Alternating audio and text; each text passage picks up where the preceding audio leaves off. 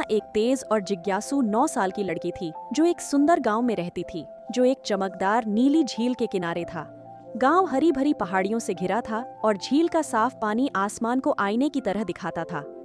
हर दिन लीना पानी के किनारे खेलती थी, पत्थर उछालती, मछलियों को देखती और अपने चेहरे पर ठंडी हवा महसूस करती थी।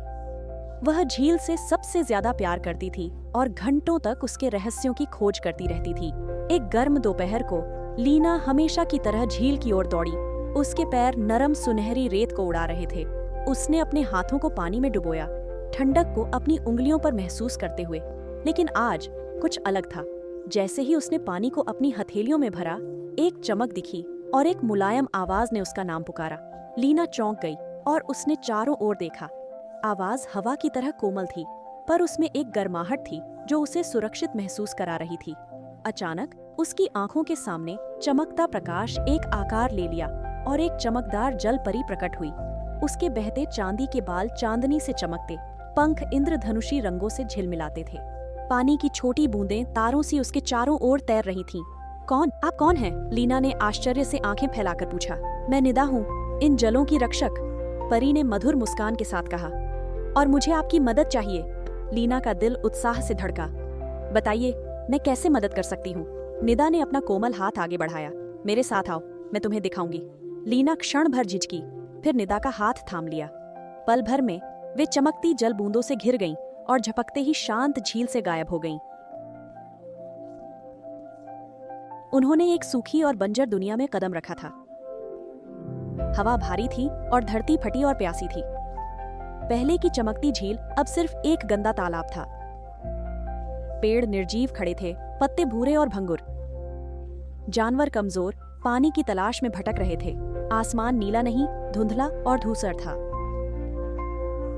लीना हांफने लगी। यहाँ क्या हुआ? निदा ने धीरे से कहा। यह भविष्य है, जहाँ पानी बर्बाद होता और उसका महत्व भूल जाता है। पानी के बिना सब कुछ पीड़ित होता है। लीना ने देखा, दूर एक बच्ची नल खोलकर खेलते हुए पानी बहा रही थी। कहीं और लोग गैलन पानी से कारें धो रहे थे जो जमीन में बह गया। एक आदमी ने सड़क पर पानी बहाया, उसकी कीमत नहीं समझा। लीना की आंखों में आंसू आ गए, पर वे जानबूझकर बर्बाद नहीं कर रहे। नैना ने कहा, हाँ, वे नहीं करते। ज्यादातर लोग नहीं जानते छोटे काम भी बड़ा फर्क ला सकते हैं, पर आप उन्हें समझा सकती हैं। लीना ने मुठ्ठियां भींच ली। मैं करूंगी। निदा मुस्कुराई। मैं यह भविष्य नहीं चाहती। फिर बूंदें घूमने लगीं। जब वे गायब हुईं, लीना वापस झील के पास थी, जहां पहले खड़ी थी। दोपहर की धूप में पानी चमक रहा था, पेड़ हवा में झूम रहे थे। सब कुछ वैसा ही था, पर लीना अब बदल गई थी। वह समझ गई थी, पानी ही जीवन था, हर बूंद अहम थी। उस दिन से लीना झील की रक्षक बन गई। उसने दोस्तों और परिवार को पानी बचाने के छोटे पर कारगर तरीके सिखाए, जैसे ब्रश करते वक्त नल बंद करना, बारिश का पानी इकट्ठा करना और सिर्फ जरूरत भर पानी इस्तेमाल करना। उसके गांव ने जल्द ही उसका अनुसरण किया और सभी पानी के उपयोग के प्रति सजग हो गए। एक शाम लीना झील किनारे खड़ी थी, सूर्यास्त को देख रही थी जो पानी को सुनहरा और गुलाबी कर रहा था। तभी उसे हवा में एक जानी पहचानी आवाज सुनाई दी। शाबाश, छोटी रक्षक। निदा की आवाज धीरे से गूंजी। लीना मुस्कुराई, जानते हुए कि उसने न सिर्फ अपने लिए बल्कि अपनी सुंदर झील और उससे जुड़े सभी जीवों के लिए एक बदलाव लाया था। और इस तरह झील चमकती रही, याद दिलाती कि जब हम प्रकृति की रक्षा करते हैं तो वह भी हमारी देखभाल करती है।